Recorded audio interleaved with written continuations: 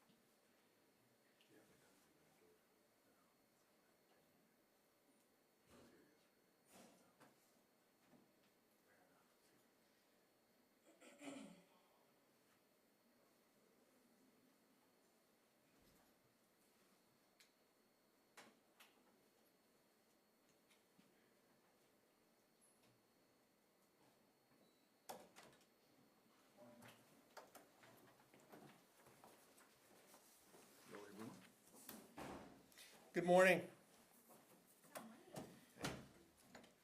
Few updates this morning. Well, first, Steve Snell, County Judge for Williamson County. I have Sheriff Matt Lindeman with me, and I have Bruce Clements with us as well.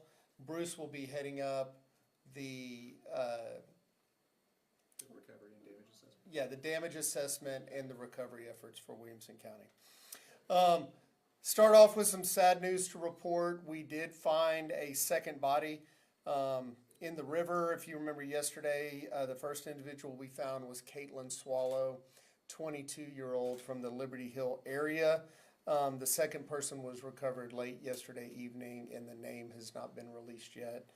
Still working with the family as well. Today's focus is going to be on finding the third missing person, and we have reports that there might be an additional person missing, but I think Leander is taking the lead on that. Our focus today is recovery. We have an incredible effort today. We have over 100 first responders that have come to Liberty Hill to help us in the search. I know Sheriff Lindeman is going to give you some more details on that, but very thankful for our neighbors and our partners that have come to the aid of Liberty Hill to find the missing body. In addition, we're continuing to help out. We took on animals from the Georgetown Animal Shelter in Williamson County. We had 37 dogs and 75 cats that had to be relocated to the Williamson County Animal Shelter. We got news this morning that Lampasas needs to evacuate their animal shelter, so we're expecting more animals from Lampasas as well. Also very, very thankful for the efforts of Road and Bridge. We still have many, many roads that are closed, but we were able to get County Road 279 open. It had two spots, both a bridge and a low water spot that had washed out, and we were able to open up that major thoroughfare that connects Liberty Hill to Leander. So we will continue to check roads today. We will continue to work repairs. Those crews have been working nonstop for the last 3 days, and they're going to continue to work today. One of the main questions I get asked on how can we help, where can our donations go? We do have Central Texas Community Foundation. That's ctxcf.org. Yesterday we had a shelter set up at Cross Tracks Church in Liberty Hill, also one chapel in Liberty Hill. But right now I think the mode is to pause on the donations while we assess what the damages are, what the needs are, and how we can best target those donations. Again, if you need to report any damage, please contact the Texas Division of Emergency Management at tdem.texas.gov.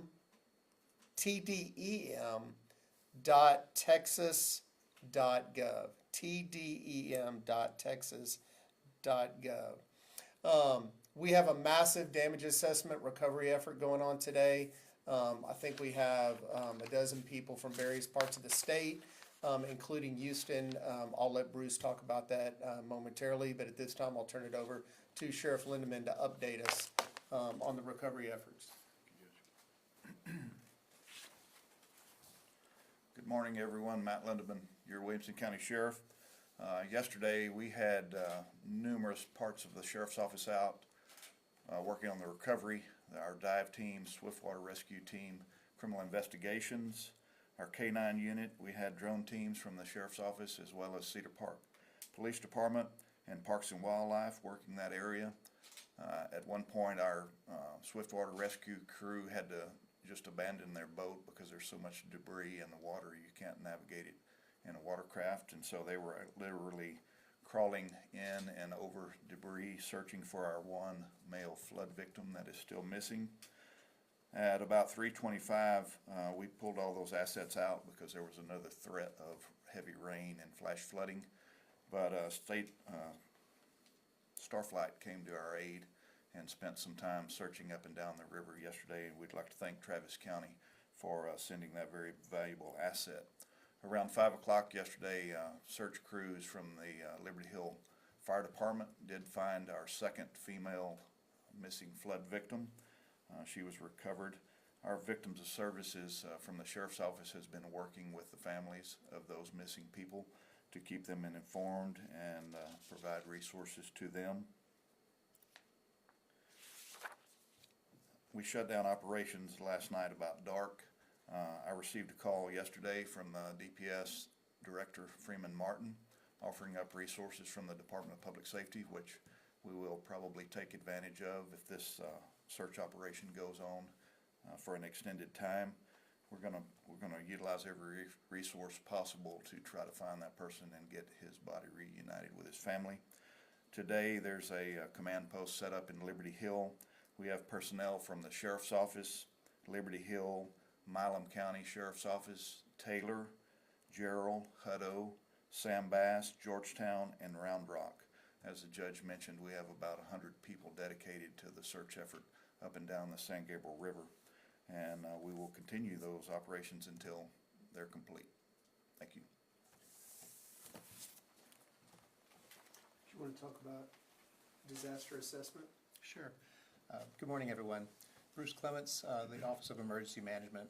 And today, as we transition over to the recovery part of this whole disaster, we have been really privileged to have the opportunity to work with the Texas Division of Emergency Management, who's been rounding up folks that are going to assist us. So there are about 24 people who are here in the building now that are getting some initial training.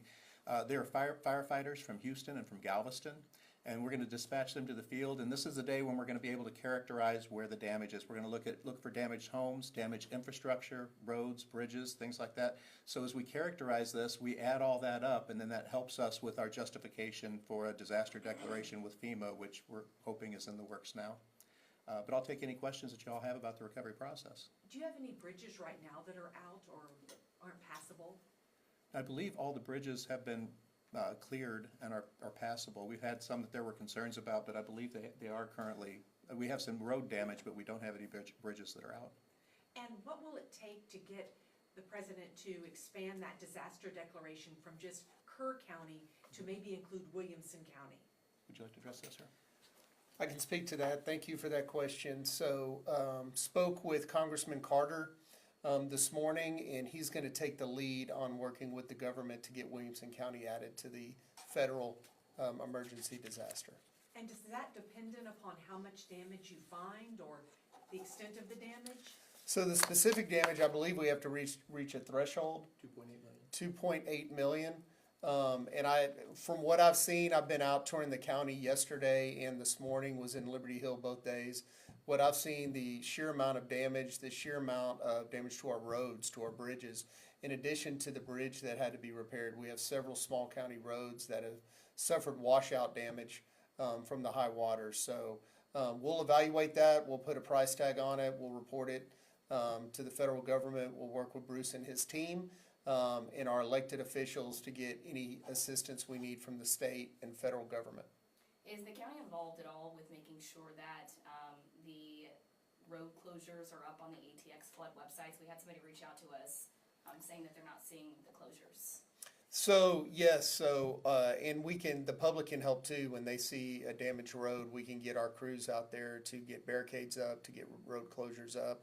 One of the things we talked about yesterday was the fact that people are driving around those barricades. They're, not heeding the notice. So even now that the waters have rescinded, we still don't know the extent to the damage to the roads and how safe those are. So if you see a barricade up, please do not drive around it. Please find an alternate route. We're also having a lot of people reach out to us a little confused from the Sandy Creek area. I know that yesterday y'all mentioned that that's technically Travis County, but there's a couple that specifically is missing from Juniper Trail and Leander. Their names are Virginia and Danny Daly.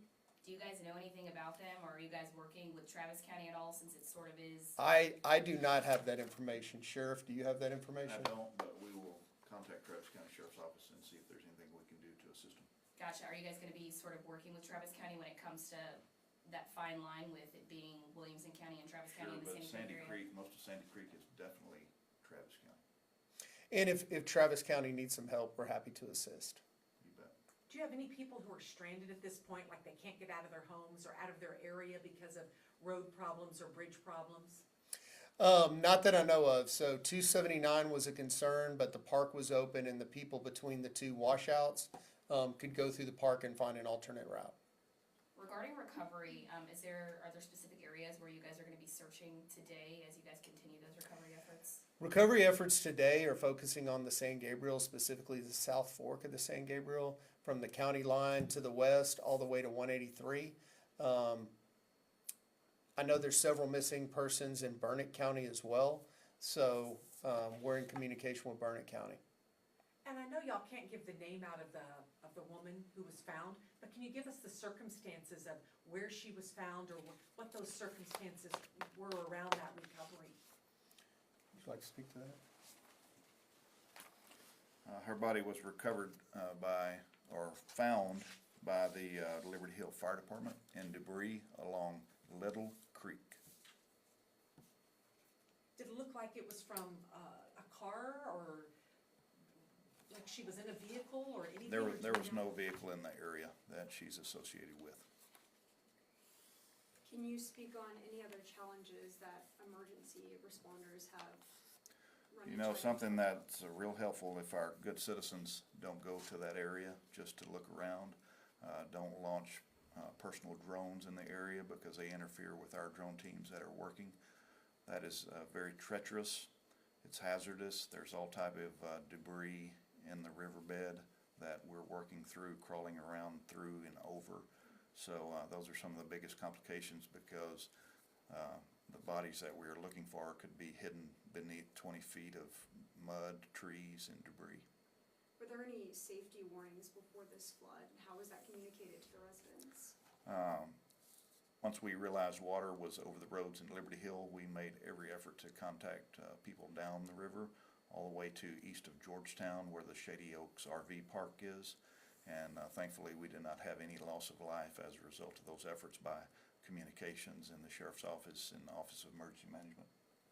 Do you all feel like your warning system is adequate? I know the governor has said that he's adding this to the special session agenda and wants to kind of look at what could be done better to warn people, alert them, give them as much time as possible. What do you think about your system in Williamson County? Well, we're happy to work with the governor, and it's good to hear that he's going to add it to the special session. We have a really good system in place, so we can draw when there's threat of high water or weather, we can draw a geographic rectangle around a certain area, and we can send calls to anyone in the area, as we talked about yesterday. Those warning systems not only go to the residents, but they go to anyone who's driving through the area that we targeted. I think the night of the 4th, we sent out over 1,500 notifications to our citizens. And, you know, I think, and this is a great point, we have a warn system, and I think heard less than 8% of our citizens have enrolled in that warn system. So that's just another reminder to engage with our warn system so you can get those warnings, whether it's high water, tornadoes, or any emergency, to where you can get that from every mode of communication we have. But like I said, 1,500 notices out, Door to door. door to door. In areas historically that are low, the sheriff's office emergency service went door to door to warn our citizens that the water's coming, you need to evacuate. If you have a chance, especially if it was our RV park, if you have a chance to get your RV out of there to save lives, number one, and property second. So Williamson County made a concerted effort to notify all of our citizens of the weather and the rising water.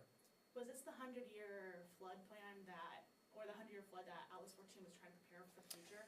Well, Atlas 14 is working to redo the floodplain, so definitely the water levels that we saw this week that data will definitely be added. But they've been working on that flood plan for a long time, so trying to get the best data we can. And as Williamson County grows, as people come in, sometimes those developments do affect where the water goes. So, we're working with that. So that's a very good plan. Any big areas of concern when it comes to just unsafe conditions out there that people need to be mindful of? Very much so, and that's a great question. Thank you for that. We mentioned debris. Most of the time when you think debris, you think of trees, which the state of the river right now, all those heavy trees and branches are unstable and can shift and move, so it's very dangerous to be down there. But there's additional debris. There's all the things from upstream, there's refrigerators, there's parts of mobile homes, there's cars, there's all kinds of dangerous things in the river, including snakes, skunks, things like that. So we encourage people to please stay away from the river. Like we said, we have over 100 first responders on the ground. They are in a very dangerous situation to save lives and find, recover bodies and return them to your family. So ask Williamson County to definitely cover them with prayers to keep them safe, and we need all those 100 responders back.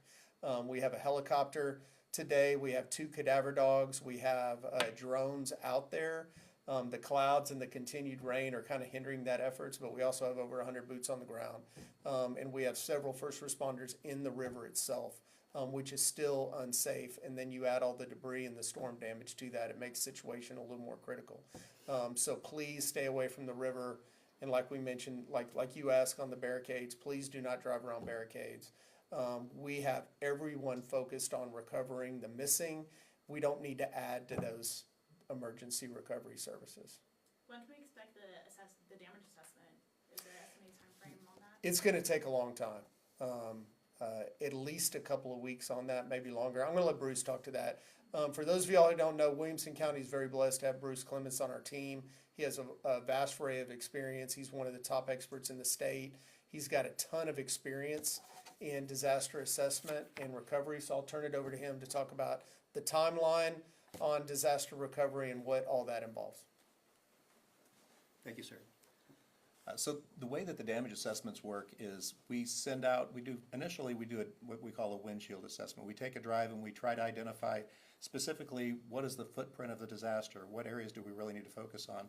Once we identify that area, then we put these teams together that are about to go out the door right now. They'll be in teams of 2, and they'll be driving the roads and taking photos of infrastructure and homes. That process will go along pretty quickly.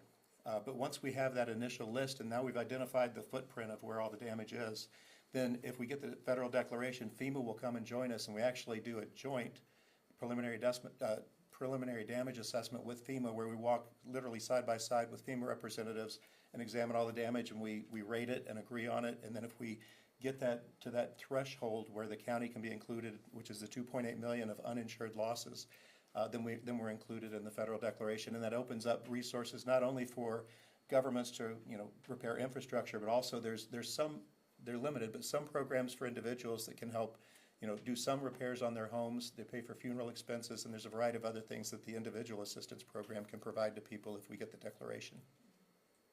Okay, thank you. Well, along that line then, how soon could we get the declaration? Go ahead, Judge.